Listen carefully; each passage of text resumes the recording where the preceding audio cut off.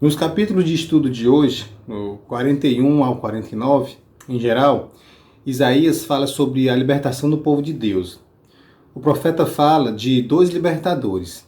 Um ele cita nominalmente, mesmo com um século e meio de antecedência, e o outro é um servo anônimo. É sobre esses servos libertadores que vamos estudar hoje.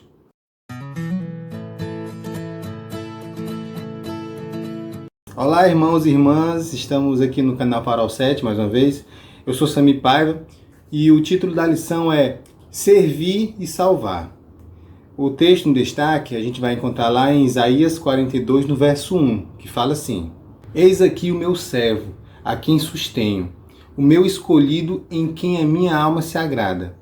Pus sobre ele o meu espírito, e ele promulgará o direito para os gentios. No capítulo 41, Isaías usa a palavra servo para Israel. Ok, mas quem seria esse Israel? A nação israelita? Seria Jacó, o descendente de Isaac, que mudou o nome para Israel? Para ser mais específico, o profeta se refere a dois servos, entre Isaías 41 a Isaías 53. Um é o remanescente, o povo de Deus, que restou após o exílio babilônico. Há outros vários textos que corroboram com essa afirmação também.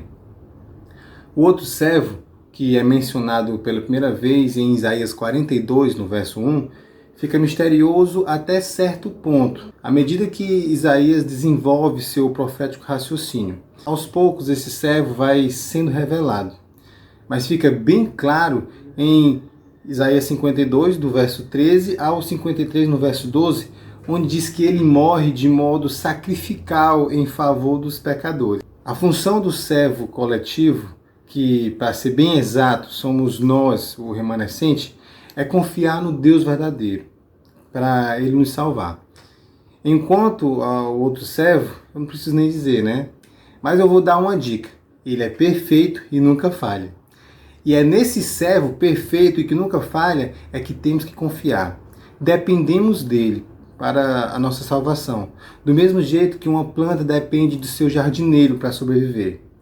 Você nunca viu uma planta se mexendo e matando os insetos que prejudicam ela, nem saindo de um canto para o outro para pegar sol. Pois é esse nível de dependência que precisamos ter. Por isso que temos que confiar com todas as nossas forças nesse servo fiel.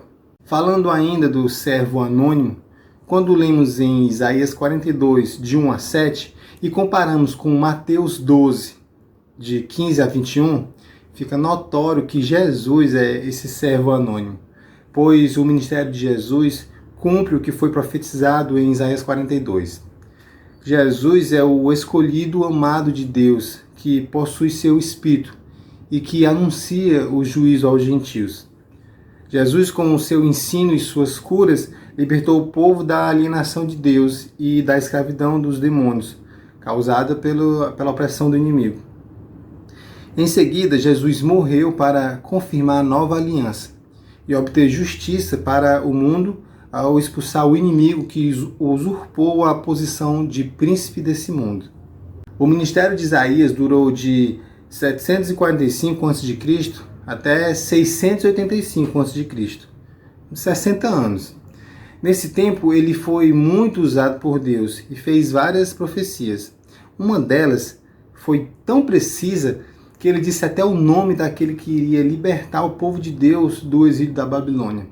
Detalhe, ele disse isso 146 anos antes de acontecer, viu?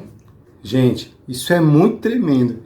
Seria como se em 1872, aqui no Brasil, Dom Pedro II previsse que um homem chamado Jair Messias Bolsonaro iria ser presidente do Brasil em 2018.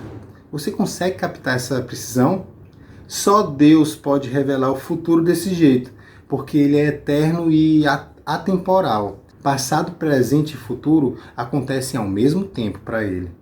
Essa profecia de Isaías 45, verso 1, é tão precisa que os críticos de plantão inventaram uma teoria de que quem escreveu essa segunda parte de Isaías, que é de Isaías 40 a 66, foi um outro Isaías que viveu no tempo de Ciro.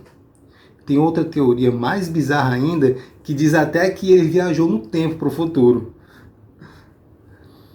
Acontece que não há evidências históricas da existência de um segundo Isaías vivendo naquele tempo e espaço. Não é só a ciência que prova as coisas não, viu? Os documentos históricos também servem para isso. Tipo assim, se eu quiser saber o que um fulano almoçou ontem, ou eu faço uma coleta do material estomacal e analiso no laboratório com os elementos químicos, ou eu simplesmente vou no trabalho dele e vejo no cardápio da empresa a refeição do dia anterior. Simples. Acontece que muitos descrentes não ficam satisfeitos em não ter a capacidade intelectual de acreditar nos milagres de Deus. E então tentam se convencer com explicações absurdas, para não parecerem inferiores, inventando teorias que requerem mais fé do que a proposta pela Bíblia. Acredite, meu amigo, acreditar e conceber um milagre é um privilégio e não uma falha. O que é que tem mais futuro? Acreditar em Deus e em sua eternidade? Ou acreditar que o universo está destinado à entropia universal? A Bíblia nos dá razões suficientes para crer, pois fé sem razão não é fé, é fideísmo, uma crença sem fundamentos. No texto de Isaías 49, de 1 a 12, onde o servo individual, que já sabemos que é Jesus, vemos os primeiros indícios da difícil missão desse servo. Em Isaías 49, no verso 4, é dito na profecia que o trabalho do Messias não seria tão bem correspondido quanto deveria.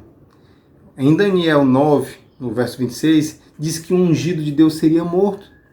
Pouco mais na frente, no capítulo 49 ainda, vemos que o Messias se apega à verdadeira fé, focando no cumprimento da missão, não se importando com ele mesmo, mas com a vontade daquele que o enviou.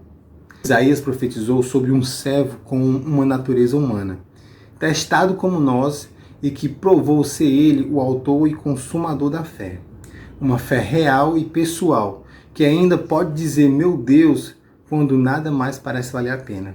E esse mesmo servo que foi desprezado e detestado pelas nações será exaltado pelo Deus Todo-Poderoso, e todos o glorificarão e se inclinarão perante a sua majestade, porque ele é o Rei dos Reis.